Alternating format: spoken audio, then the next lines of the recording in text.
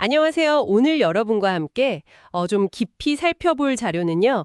에너지 협회에서 나온 공정 배관 진동 유발 피로 파손 방지 가이드라인입니다. 네, 반갑습니다. 이 방대한 지침 중에서도 오늘은 그 첫 단계, 그러니까 정성적 평가, TM 영원이라고 불리는 부분에 좀 집중해 보려고 해요. 이게 배관 시스템의 잠재적 진동 위험을 초기에 딱 잡아내는 아주 중요한 과정이라고 할 수 있겠죠? 네, 맞습니다. 이게 사실은 실제 공정 설비에서 일어나는 배관 파손 사고 원인을 보면요. 한 10%에서 많게는 20% 이상까지도 이 진동 문제랑 관련이 있다고 하거든요. 근데 의외로 그 전통적인 설계 방식에서는 이런 동적인 측면을 좀 간과하기가 쉬웠어요. 아, 정적인 계산 위주로 하다 보니까요. 네, 그렇죠. 그래서 이 첫 번째 필터 역할을 하는 정성적 평가가 정말 중요합니다. 시스템에 숨어있는 위험을 미리 발견하는 첫걸음이니까요. 그럼 바로 본론으로 들어가 볼까요? 이 정성적 평가라는 게 보니까 기본적으로는 되게 체계적인 점검 목록 방식이더라고요. 맞아요. 체크리스트 같은 거죠. 네, 뭐 새로운 설계를 검토할 때나 아니면 기존 설비를 평가할 때 또 뭐 설비 변경이 있을 때도 다 쓸 수 있고요. 네, 그렇습니다. 이 평가의 핵심 목표는 크게 두 가지로 볼 수 있는데요. 첫째는 그 배관 시스템 안에 혹시 숨어 있을지 모르는 잠재적인 진동여기 메커니즘을 찾아내는 겁니다. 여기 메커니즘이요. 그러니까 진동을 일으키는 원인들. 네, 바로 그거죠. 예를 들면 유체 자체의 맥동이라든지 아니면 연결된 펌프나 압축기 같은 기기에서 오는 진동, 심지어 밸브를 갑자기 확 열거나 닫을 때 생기는 수격 현상 같은 것도 있고요. 바람 같은 외부 요인까지도 포함해서요. 굉장히 다양하네요. 그렇죠. 그리고 이제 두 번째 목표는 만약에 시스템이 여러 개 있다면 어디에 좀 더 집중해서 봐야 할지, 그러니까 후속 상세 평가의 우선순위를 정하는 기준을 마련해 주는 겁니다.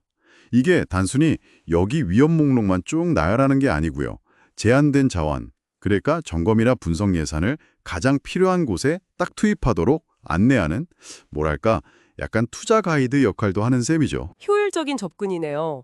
평가 과정을 좀 보니까 그 유체 흐름 속도라던가 연결된 기계 종류 같은 뭐 시스템 운용 방식이나 설비 상태 이런 특정 요인들을 검토하더라고요. 네. 그러면서 각 요인별로 높음, 중간, 낮음 이렇게 위험 가능성을 평가하는데요. 이거 진짜 위험 신호등 같다는 생각이 드네요. 네, 비유가 적절하십니다. 예를 들어서 유체 운동 에너지 밀도, 그러니까 그 로우 V 제곱 값이 어떤 기준 이상으로 높다. 그러면 이제 유동 유발 난류 위험이 크다고 보는 거고요. 또 왕복동 펌프나 압축기 근처다. 그러면 기계적인 진동이나 맥동 위험이 있겠다. 이렇게 보는 거죠. 아하. 그리고 또 질식 유동, 그러니까 유체가 거의 음속에 가깝게 흐르는 조건이 생길 수 있다. 그러면 이건 고주파 음향 가진, 즉 어쿠스틱 패티브 위험이 크다. 이런 식으로 판단하는 겁니다. 그런 요인들이 다 특정 진동 유형이랑 연결되는군요. 네, 바로 그 지점들입니다. 각 요인이 특정 유형의 진동 문제와 직접적으로 연결되기 때문에 이걸 짚어보는 게 중요해요. 높은 로우 V제곱은 그만큼 유체 에너지가 크다는 신호고 왕복동 기기는 주기적으로 힘을 가하니까요. 근데 여기서 정말 강조하고 싶은 건 정상 운전 상태만 보면 절대 안 된다는 겁니다. 아, 정상 상태만요. 네, 시동 걸 때, 정지할 때, 유량이 달라질 때, 아니면 심지어 비상 배출 상황까지 시스템이 경험할 수 있는 모든 운전 조건을 다 포함해서 봐야 해요. 하긴 특정 조건에서만 문제가 확 드러나는 경우도 많으니까요. 네, 흔합니다. 그런 경우가. 근데 한 가지 궁금한 게요.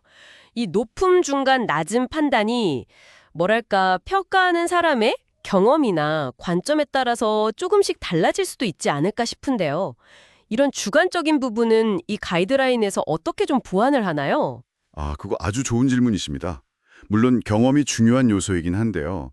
이 가이드라인은 그런 점을 보완하려고 각 요인별로 꽤 구체적인 기준치나 고려해야 할 사항들을 제시하고 있어요. 예를 들면 아까 말씀드린 그 PV 제곱값 같은 경우에도 얼마 이상이면 높음으로 간주해라. 이런 기준치, 10만 킬로그램 미터 제곱 같은 걸 제공하는 식이죠. 아, 객관적인 기준을 주는군요. 네. 그리고 또 중요한 게 이 정성적 평가는 최종적인 판단이라기보다는 일종의 스크리닝, 그러니까 걸러내는 단계라는 겁니다. 여기서 높음이나 중간 결과가 나오면 그게 끝이 아니라 후속 조치로 더 객관적인 계산이 필요한 정량적 평가로 넘어가거나 전문가가 더 상세하게 검토하도록 연결되는 거죠. 그런 식으로 주관성을 보완하는 장치가 마련되어 있습니다. 그렇군요. 그러니까 높음이나 중간은 이거 좀 더 깊게 파봐야겠는데? 하는 명확한 신호인 셈이네요. 정확합니다. 그리고 아까 말씀하신 대로 여러 시스템이 있을 때 우선순위를 정하는 데도 아주 유용하겠고요.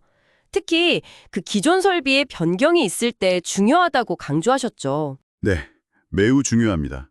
정말 사소해 보이는 변경, 예를 들어서 유량을 한 10% 정도만 늘린다거나 아니면 특정 밸브를 그냥 다른 모델로 교체하는 것만으로도 예상치 못했던 진동 문제를 확 일으킬 수가 있거든요. 아, 정말요?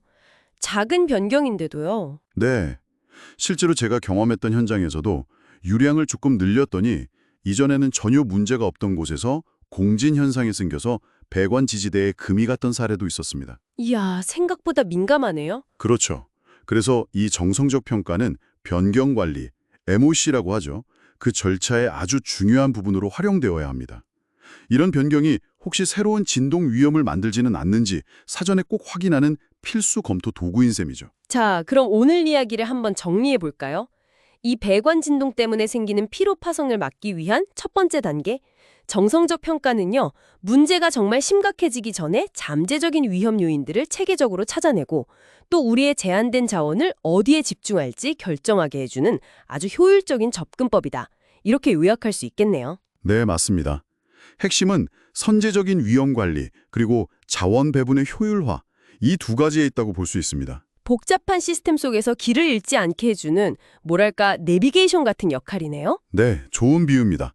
새로운 설계든 기존 설비 관리든 가장 주의 깊게 들여다봐야 할 곳을 명확하게 딱 알려주니까요. 효과적인 위험 관리를 돕는 거죠. 듣고 계신 여러분께 한번 생각해 볼 만한 질문을 하나 드리고 싶습니다. 이 가이드라인에서도 정성적 평가 이후에 유관 검사의 중요성을 또 강조하거든요. 서류나 계산만으로는 놓칠 수 있는 것들이 분명히 있을 테니까요. 여러분의 현장에서 직접 눈으로 확인할 수 있는 어떤 미세한 떨림의 흔적이라든지 아니면 좀 느슨해진 것 같은 지지 구조물, 평소랑 다른 소음 같은 것들, 이런 계산서에는 없지만 어쩌면 잠재적인 진동 위험을 슬쩍 암시하고 있는 그런 현장의 미묘한 신호들에는 과연 어떤 것들이 있을까요? 한번 주변을 둘러보시는 것도 의미 있지 않을까 싶습니다.